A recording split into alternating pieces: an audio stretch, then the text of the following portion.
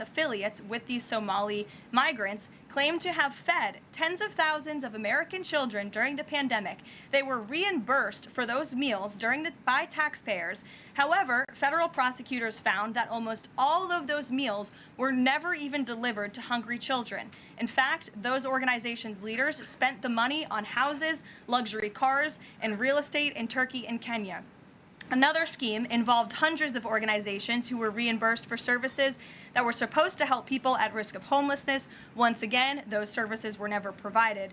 All of this has happened under Democrat leadership in a Democrat-run state where these refugees, these migrants are coming to the United States. They are abusing our system. They are draining our resources that should be going to law-abiding, taxpayer-funded, tax-paying Americans. And this president is not going to put up with it anymore. Rachel. Thank you, Caroline. Just to follow back up on the Washington Post reporting, so much of the concern from Democrats and Republicans is focused on the survivors. Why won't the administration either confirm or deny or reveal whether or not there were survivors after that initial first strike? And what imminent threat would two survivors pose who were clinging presumably to the wreckage of that boat? Again, as I said, I think you guys are sort of not listening fully to the statement I've provided. Admiral Bradley worked well within his authority and the law, directing the engagement to ensure the boat was totally destroyed and the threat to the narco-terrorists, to the United States, was eliminated.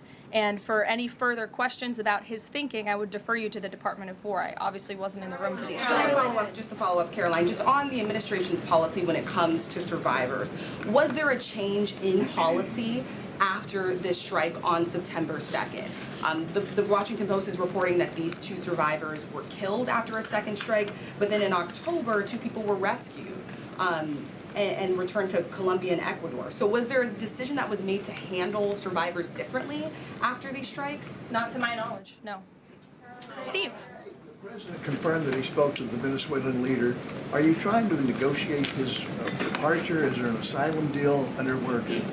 President, as you know, last night on Air Force One, he said, I don't want to comment on that, but I did speak to him in the effort of transparency. So there you go. You got your confirmation. I'll let him speak further if he wishes to on the details of that conversation that took place. Steve Witkoff is headed to Moscow.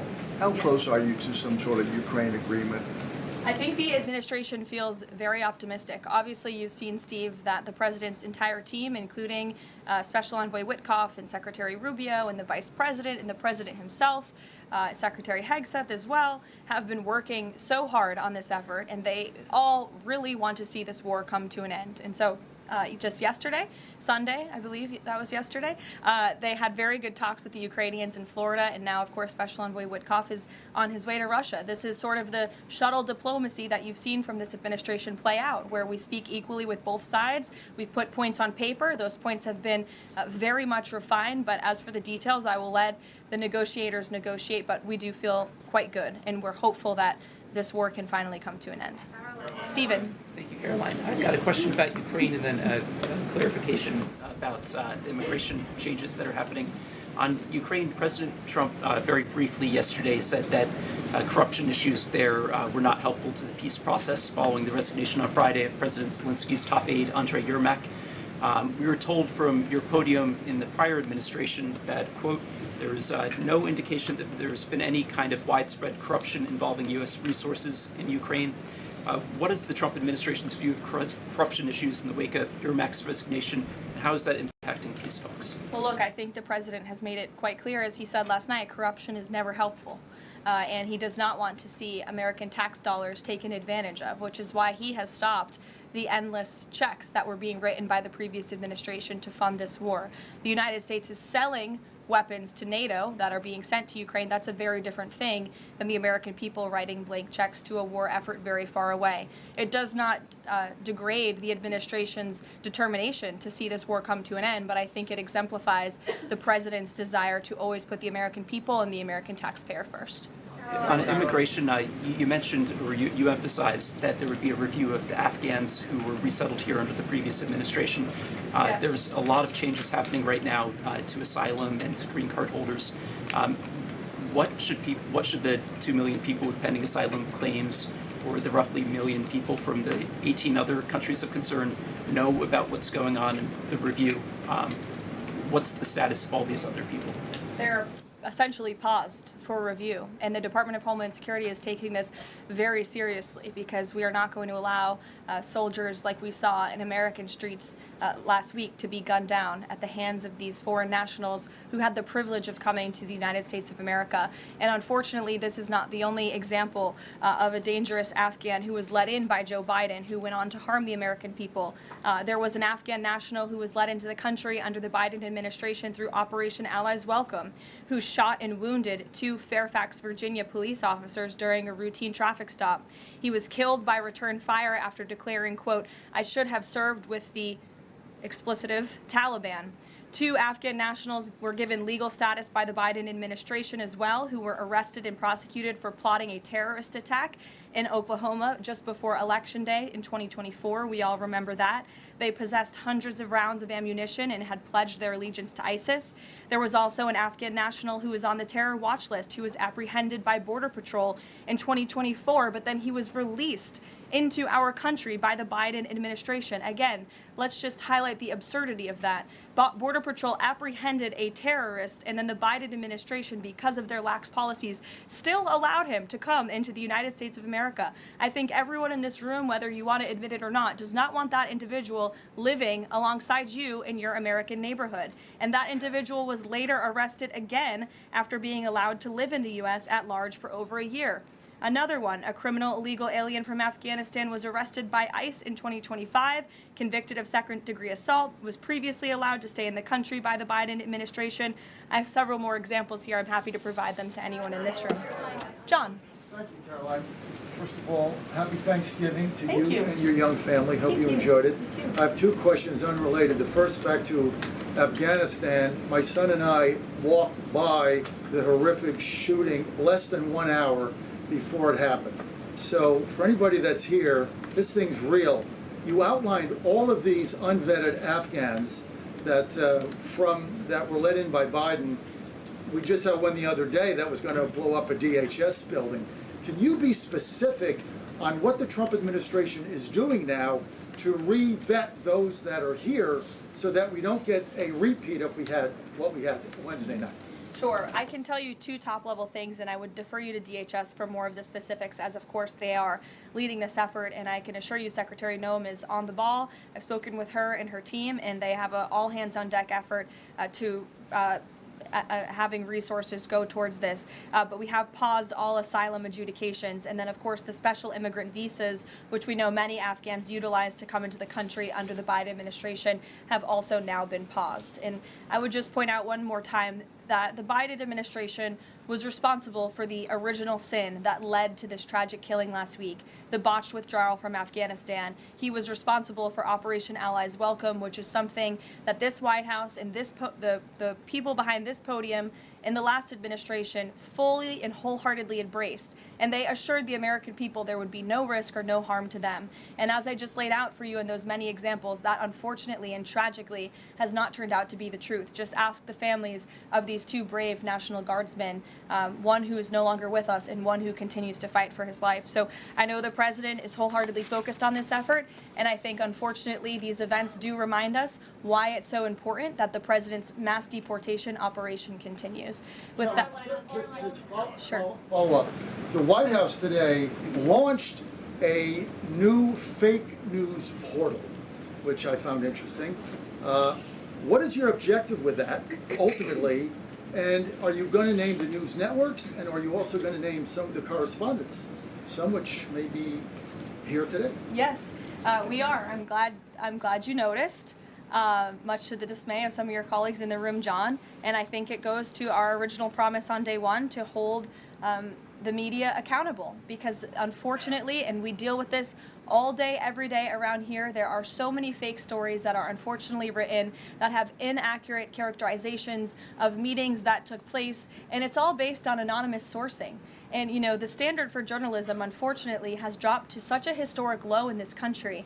And again, we deal with it every day, where you can have an anonymous source who has no idea what they're talking about, 0 credibility, call up a reporter in Washington and say, hey, I heard this, and then the next thing you know, it's on the front page of the New York Times. It's really incomprehensible. We appreciate the journalists, some of those who are in this room who do reach out for comment who try to get things right, and there are some that remain. But overwhelmingly, the fake news that we see pumped out of this building on a day-to-day basis, it's honestly overwhelming to keep up with it all and to constantly have to defend against these fake news and these attacks. And I will point out one fake news story over the weekend before I let you all go from the New York Times that took about 1/3 of the president's daily calendar and his daily schedule and said that he's doing less than he did in his first term, or he might not be fit for the job.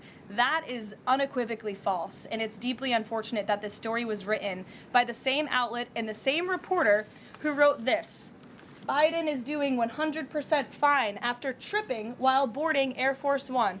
Oh, same outlet, same reporter who wrote that President Trump is not fit for the job. Are you kidding me? You all see him almost every single day. He is the most accessible president in history. He is taking meetings around the clock. Another one. Biden declared, quote, healthy and vigorous after his first presidential physical. I don't see headlines like that too often about this president. Again, same reporter, same outlet who wrote falsely over the weekend that President Trump is not fit for the job. I can assure you he absolutely is. You all see that with your own eyes on a daily basis, and the president's physician has now given you all 3 detailed reports on the state of the president's health. So with that, I will leave you all and we'll see you tomorrow. Thank you. Thank you, Caroline.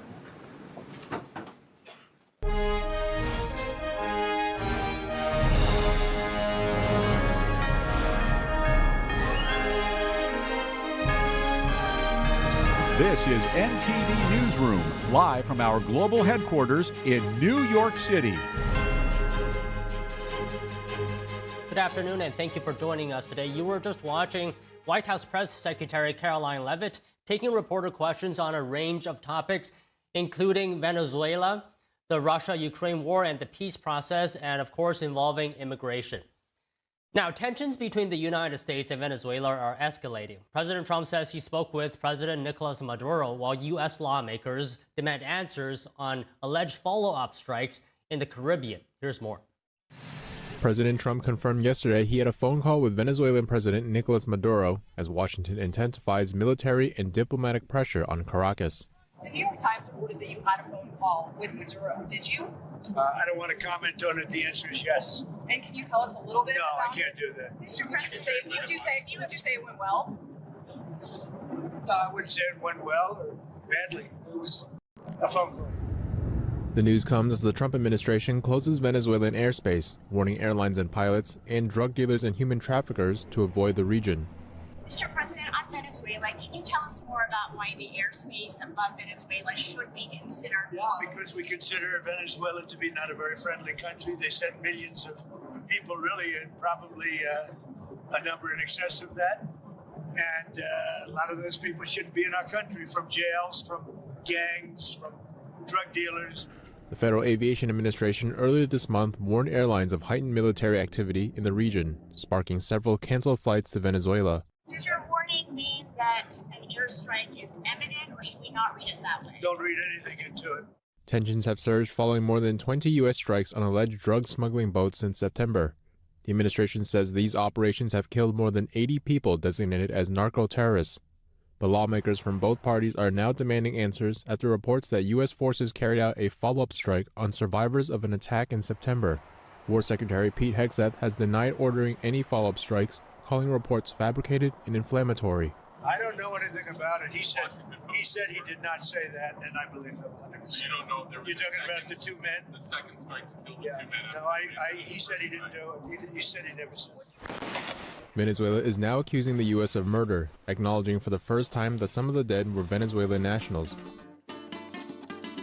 In Caracas yesterday, Maduro re-emerged in public for the first time in days. He appeared at an annual specialty coffee awards event and avoided any direct mention of the crisis. The unusually highly public president has not been seen for days, leading to speculation about his whereabouts. President Trump announcing the airspace around Venezuela should be considered closed. Joining us to discuss is Jonathan Houlihan. He's a commander in the U.S. Navy's Judge Advocate General's Corps Reserves.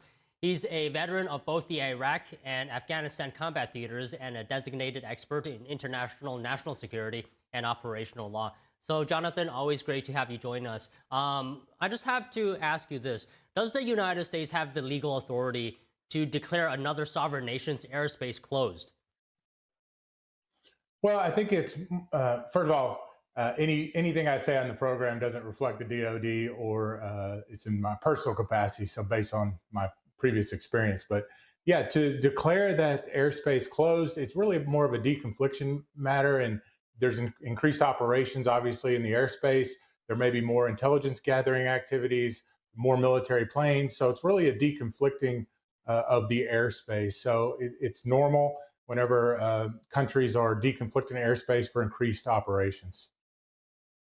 And you know, Jonathan, FBI Director Kash Patel also talked about this topic. I actually have a clip from an interview that we did, our sister media did, the Epoch Times. Can you take a look at this? The drug trafficking organizations, say down in Mexico and Colombia and Venezuela and elsewhere, are doing, the guys that are making the fentanyl. We know where they are, we know who they are, we know how they do it. So it seems like the U.S. knows a lot about the drug operations in Venezuela. Can you just talk about, in your perspective, how do you see potential strikes playing out? Well, I think they've laid the roadmap publicly, right? You have the FTO designation, Foreign Terrorist Organization designation through the State Department. So that allows you to not only sanction and for financial issues and sanction individuals, but also to conduct military strikes on those designated narco-terrorists. So for that specific designation, it's going to be more based on status-based on those individuals, based on the intelligence they have that link those individuals to that FTO designation and the narco-terrorism activities. And of course, Trump said there could be land action in Venezuela, right? What is the legal criteria for conducting military operations inside another sovereign country? Well, certainly there's going to be, that would be more in the classified space. You're going to have the president dealing with, probably would be other agencies that would deal with that. There'd be a presidential finding, whatnot. And that would be very operations that wouldn't be so public. So in that context, if there were ground operations, it'd be very surgical. It would be very succinct. But I would assume a lot of it would be, you know, targets with airstrikes with maybe a very small contingent force.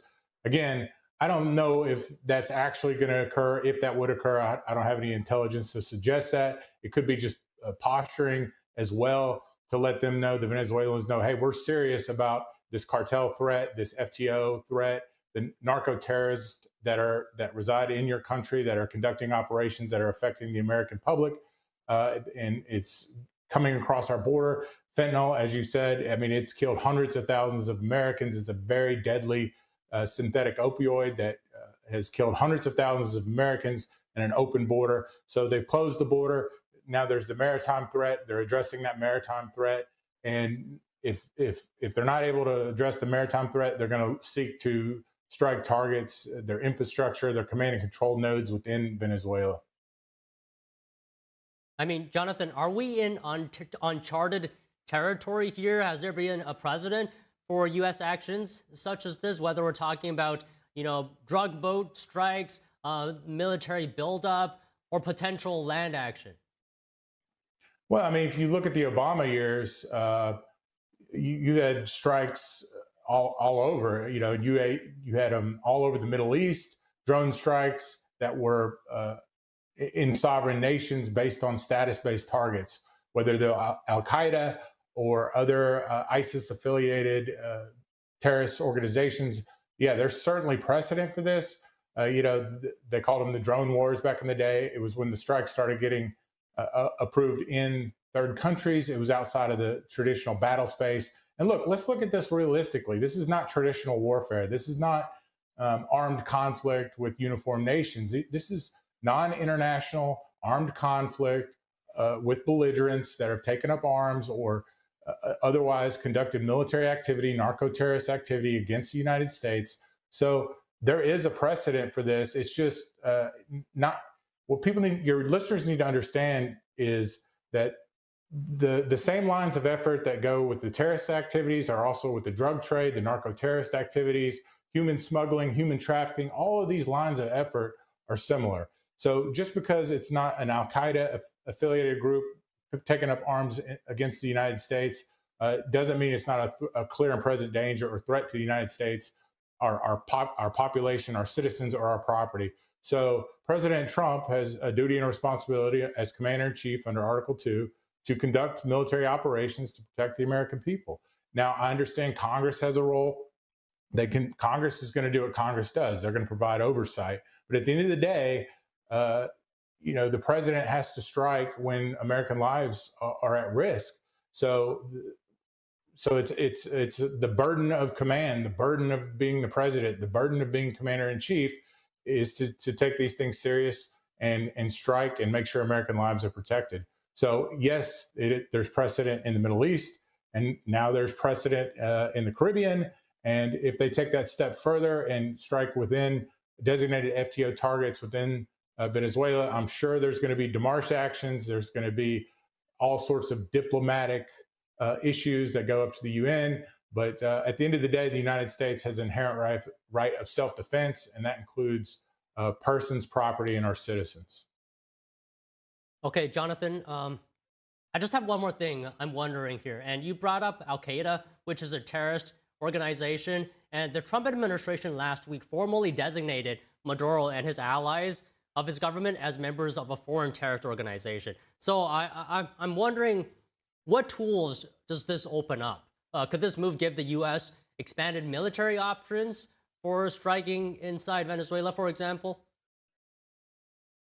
Well, it opens up several tools. Like I said, a lot of the tools are designed for sanctions, to sanction that activity. We've done that in Russia. We've done it across the Middle East. We've done it in Iran. We've sanctioned banks. We've sanctioned financial institutions that have done business. You've heard about these snapback sanctions, where anybody that does third-party sanctions, anybody that does business with them. So it could open up a whole toolkit of financial incentives for those that do business in Venezuela not to do business in Venezuela. It also makes them targetable. It makes them status-based targets if the president or the chain of command authorizes those strikes. So it opens up that toolkit. It also opens up something that I haven't heard a lot of people talk about, but if they're designated as FTOs and you're smuggling drugs, now you can be prosecuted under the material support statute. If you're providing support to these networks, you can now be prosecuted under 18 U.S.C. Section 223B, I think it is, the Bravo section. So it opens up also a way to prosecute people. So it opens up multiple tools through diplomacy, financial means, through sanctions, through the Department of Treasury, through the military, and also through the Department of Justice. So it really is a whole of government approach to stop this narco-terrorist activity. Well, all right. Great insight, Jonathan, today. Always great to speak with you. Thank you. Thanks, Don. Appreciate it. The National Guardsman who survived last week's shooting is showing signs of improvement. West Virginia Governor Patrick Morrisey provides an update. More news after this break.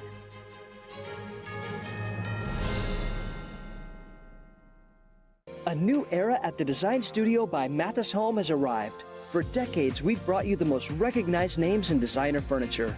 Now we've created our very own house of brands, designed to inspire, built to endure, and delivered directly from the factory to you. Elevated, on-trend, and uncompromising in quality and value.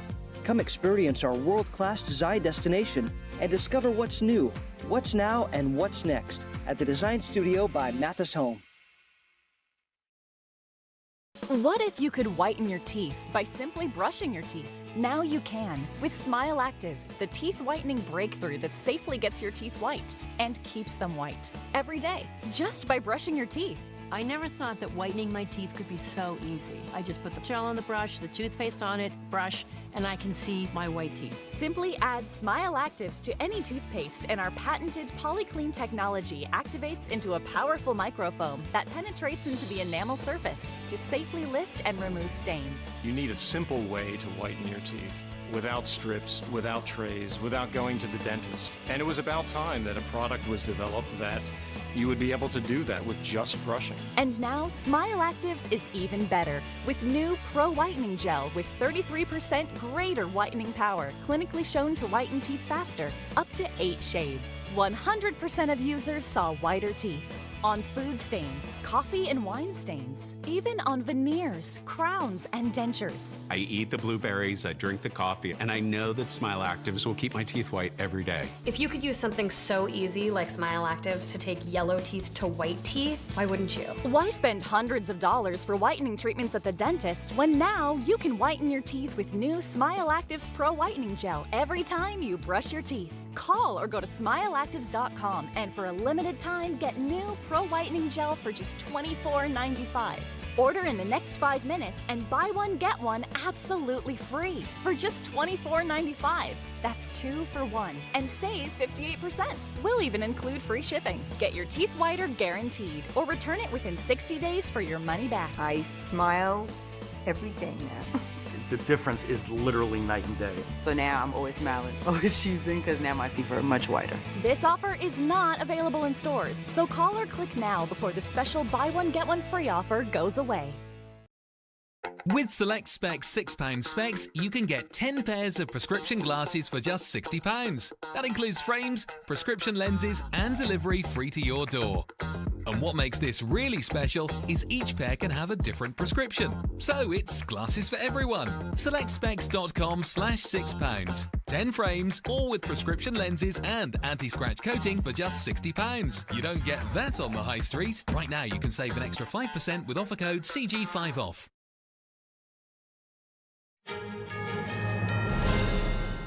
The National Guardsman who survived last week's shooting in Washington, D.C. is showing signs of improvement. West Virginia Governor Patrick Morrisey provided an update on his condition this afternoon. Andrew remains in serious condition.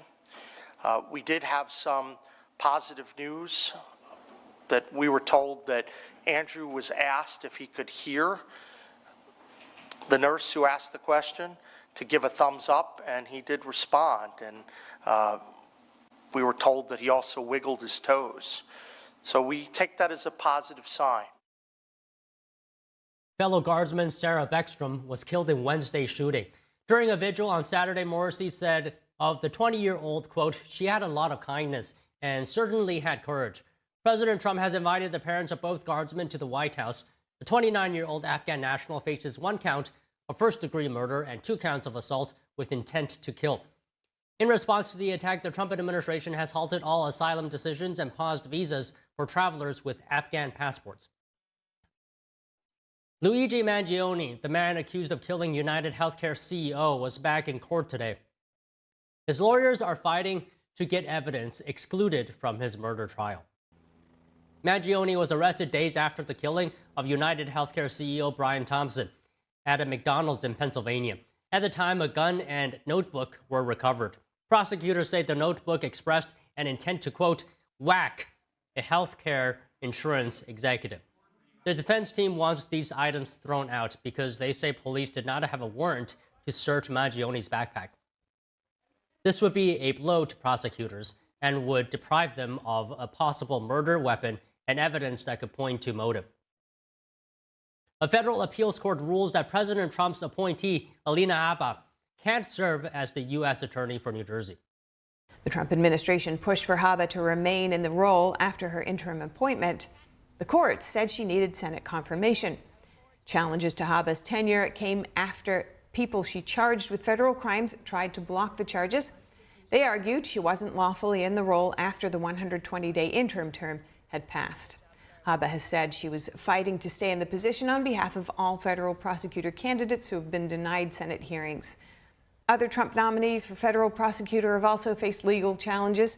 A federal judge dismissed the high-profile cases against former FBI Director James Comey and New York Attorney General Letitia James for a similar reason, involving the interim U.S. Attorney for East Virginia.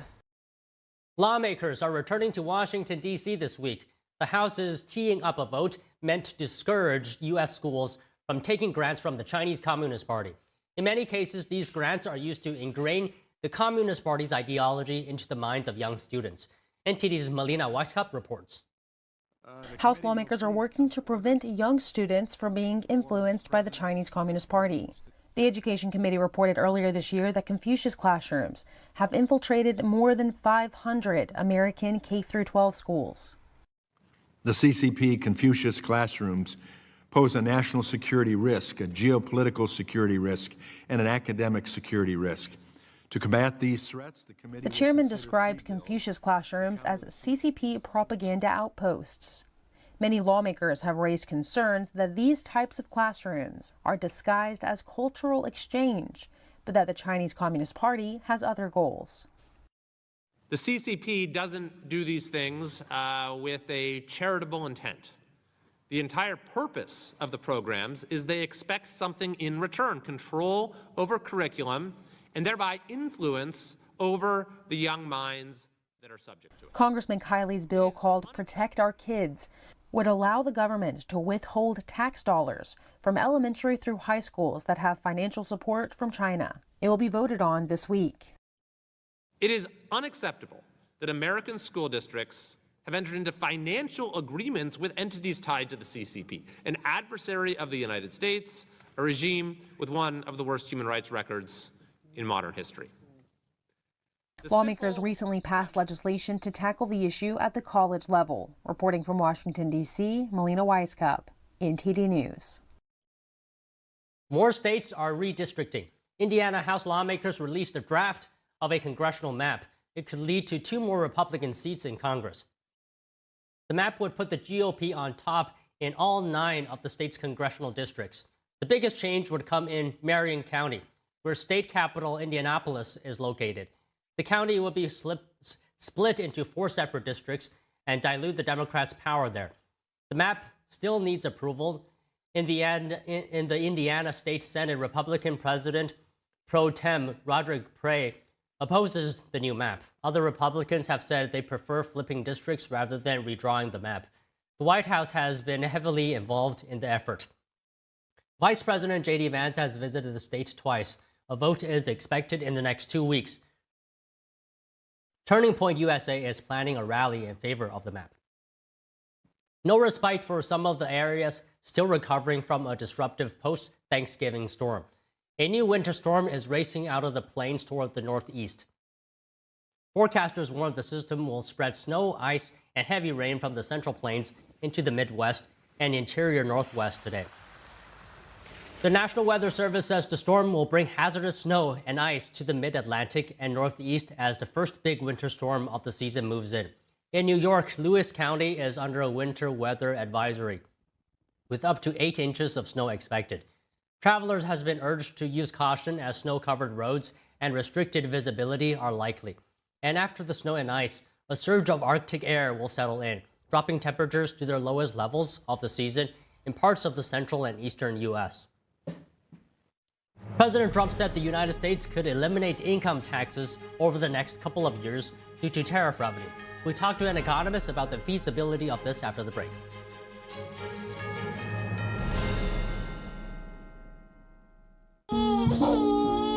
We said we'd never give in to a meltdown. Okay. And we'd never babysit with a screen. We said we'd never let the toys take over. Mariella! Never leave the house looking, well,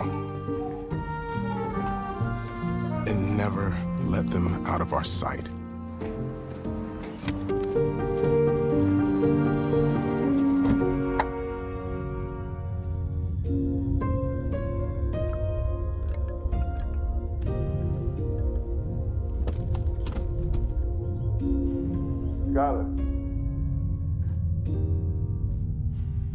Skylar, come here. Cars get hot fast, and kids can be at risk. Before you leave the car, always stop, look, lock. I am so glad you ladies are here. You each have your own rooms. Thank you. Get settled in.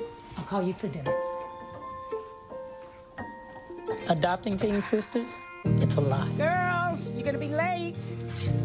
You want breakfast? No thanks, we're good.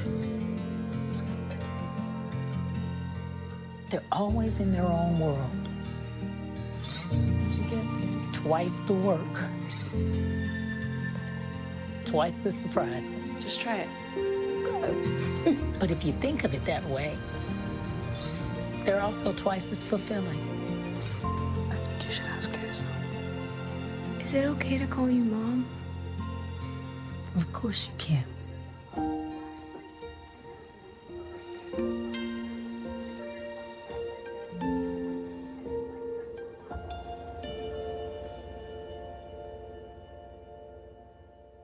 Every day, thousands of kids start vaping. And I can't let this happen to my kid. Of course, it's awkward to talk to your kids about the dangers of vaping. Hey, bestie, how sketch is vaping? It's hard to get their attention. Ready? Go. Yes, look at that. You didn't turn yours over. So if you want to talk to your kids about the dangers of vaping, you have to get it trending. Right, Backpack Kid? Let's do it. First, invite your kid to do the vape talk. Let's try this. All right. Why is he here? Yeah, I gotta get it trending, honey. Come on. To the left. To the right. Let's go.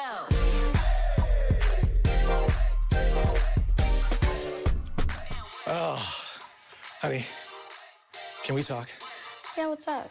I see a lot of your friends vaping. Visit talkaboutVaping.org for tips on when and how to have the vape talk.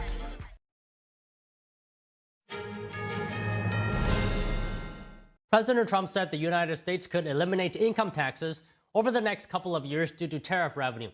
Joining us to discuss is Daniel Lacalle, chief economist at Tressis, international financial analyst and author of the book Freedom or Equality. So Daniel, good to see you. What is your view on the likelihood and feasibility as well of tariff revenue completely replacing income taxes? Hi, Don. Well, obviously, completely replacing income taxes, very difficult. Income tax receipts go up to $2.4 trillion. The latest figures that we have from tariffs account for revenues of about $24 billion a month. So that would be a little bit more than $300 billion in a year if everything remains the same. I think that what President Trump is trying to convey is the following, is that there could be a substantial reduction of income taxes, particularly for the lower end of the income tax bracket, that could even end up eliminating the income tax for the lower range. But eliminating entirely the income tax seems very, very difficult, certainly from a revenue standpoint. There is another way of doing it, obviously, which is by reducing dramatically government spending. But we also must acknowledge that it's quite unlikely that any administration is able to reduce government spending by the equivalent of $2.4 trillion. Because it would include a very, very significant part, or actually almost more than half of mandatory spending. Therefore, I think that what President Trump is actually looking at is probably eliminating the lower end of the income tax bracket entirely. And that actually could be feasible. Okay, so Daniel, whether we're talking about eliminating it completely or partially, I mean, in principle, the plan could stimulate economic growth, right, by reducing the tax burden on workers.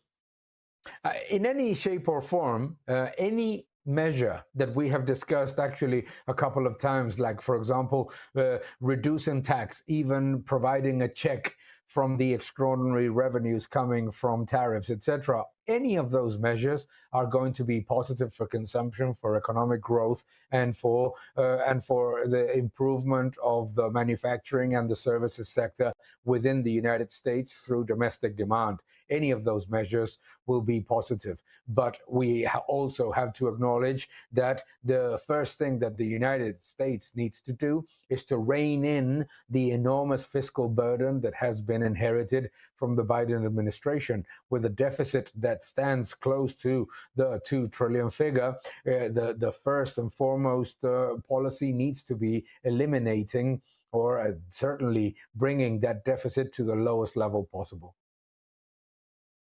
Okay, Daniel, could you just address some concerns out there on this plan?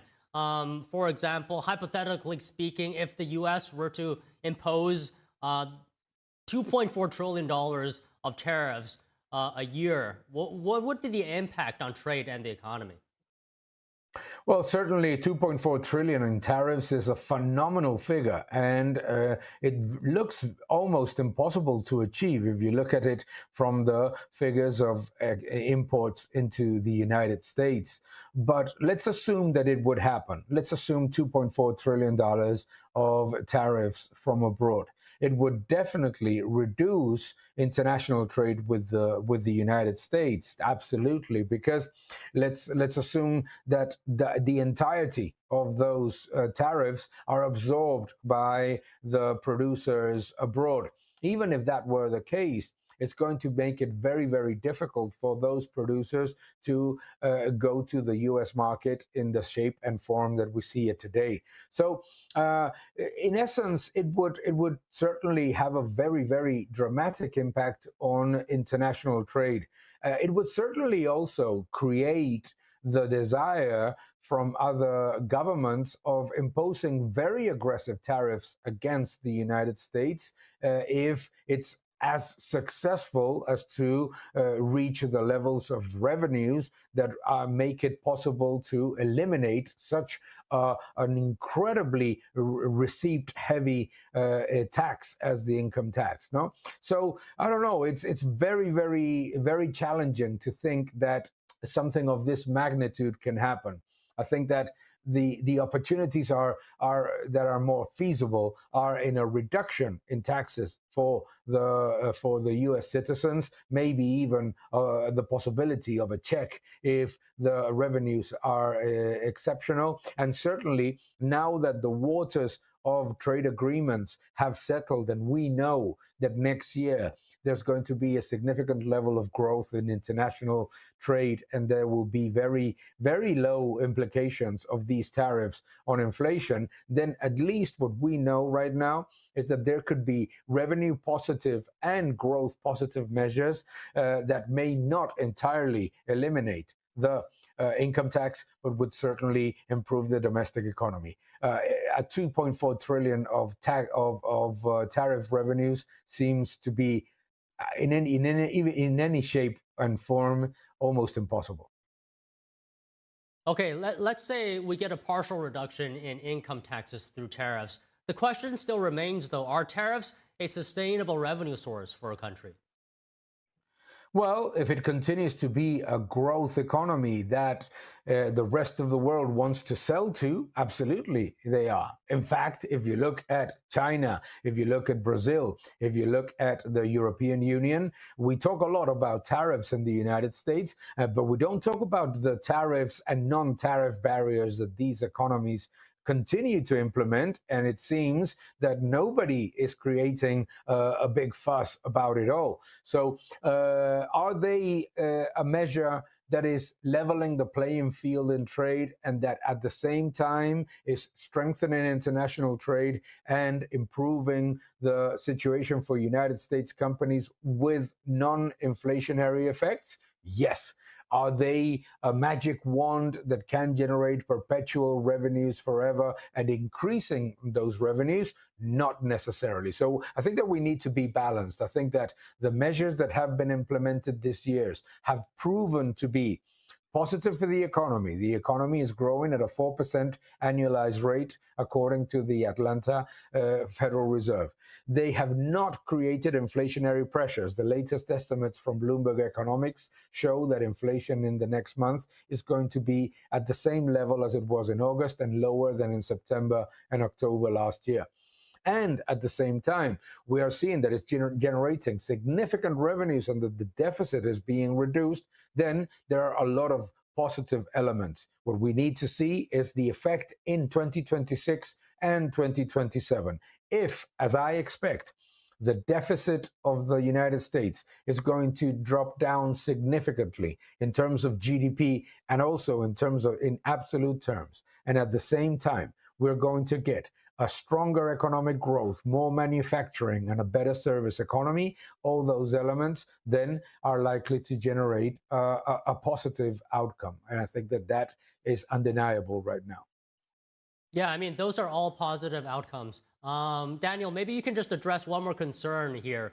And that is, do you think announcing tariffs will fund U.S. government operations sort of leave a bad taste in other countries' mouths? Because I believe you said before other countries pay for these tariffs. So would tariff-targeted nations think the U.S. is basically exporting its tax burden onto them?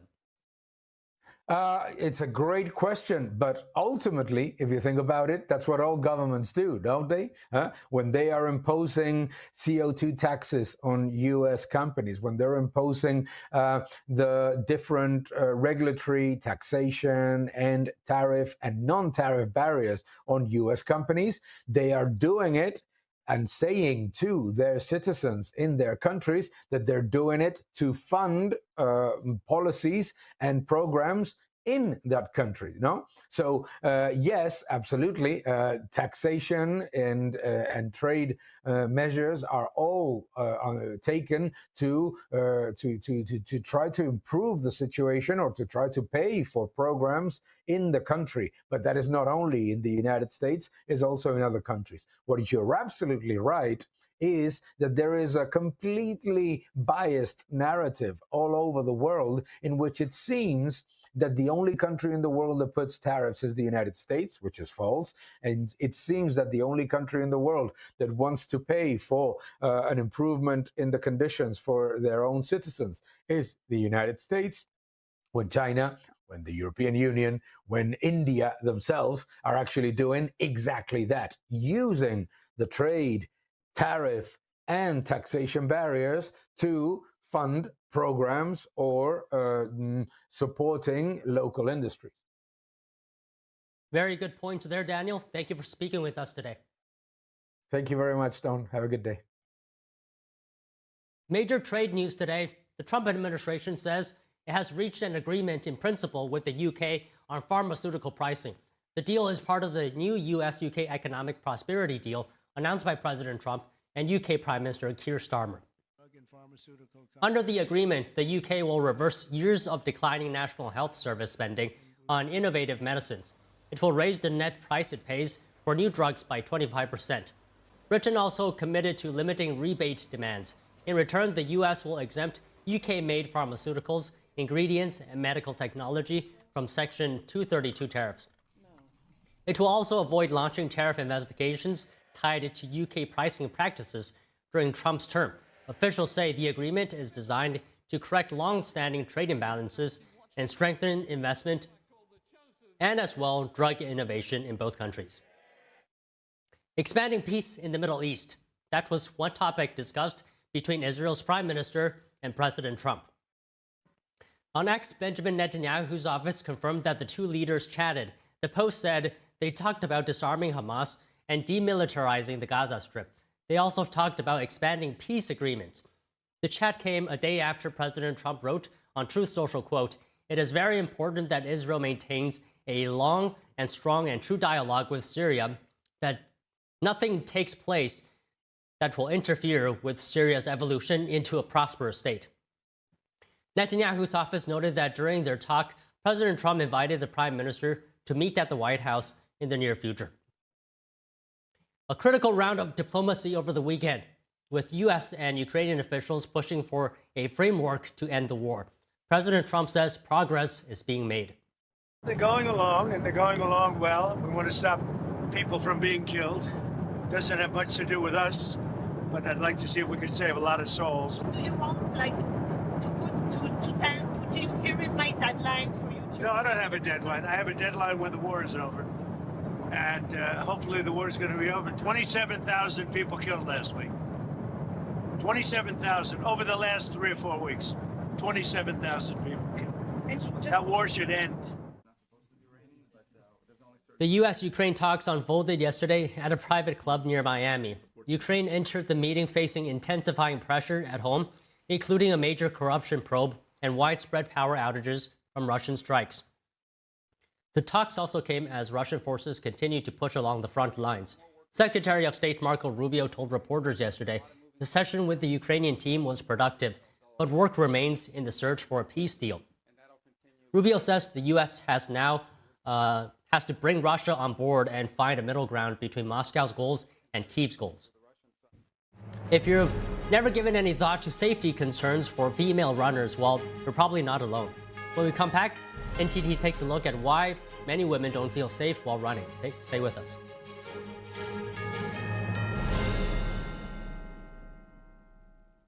I go by Jackie. I'm 44 years old. I had 3 kids at the time and single mother. I was working 60 hours a week. Still couldn't pay the bills. Skipped meals so that they could eat. It's been hard because one thing falls into place, 10 things fall out of place. You know, I just can't do this alone and make it work. 1 in 5 children face hunger in America, and food costs are rising. But everyone needs nourishing food to thrive, and they can when we work together so our neighbors can feed their families. Call or go online right now to join Feeding America with your gift of just $19 a month, only 63 cents a day. Together, thanks to a nationwide network of food banks, dedicated volunteers, and the monthly support of people like you, we can fill plates with nutritious food for families across America. One day my mother came over to my house and said, "There's a meeting at the pantry." I said, "Okay," and I went. There were some ladies in there. They were from the food bank. They asked several questions. Some of those were about me and my story, but it helped me to open up a little bit. We're getting closer to the day when no one in America faces hunger, but we can't do it without you. Call or go online now. Visit helpfeedingamerica.org and give $19 a month, just 63 cents a day. 98% of donations go directly to help millions of people facing hunger, from coast to coast and in your own community. And when you give by credit card, we'll send you this exclusive canvas grocery bag to show you are a part of a movement of supporters working together to help end hunger. I have people that I can trust. I have hope. Please call now or make your monthly donation at helpfeedingamerica.org, and your gift can double in impact. Looking for a healthy and smooth-tasting brew? Drop by Days Coffee Roasters today and explore our wide selection of specialty-grade, small-batch roasted coffee. Home to North America's first enzyme-fermented coffee, we source a wide selection of specialty-grade coffee beans from around the world, and our baristas are ready to craft your customized brew. Visit Days Coffee at 28 North Street, Middletown, New York. Come experience a brew like no other. Even the mighty might not see it coming. It's prediabetes, and it captures 1 in 3 adults. But you can escape. Take the 1-minute prediabetes risk test at doihaveprediabetes.org. Be your own hero.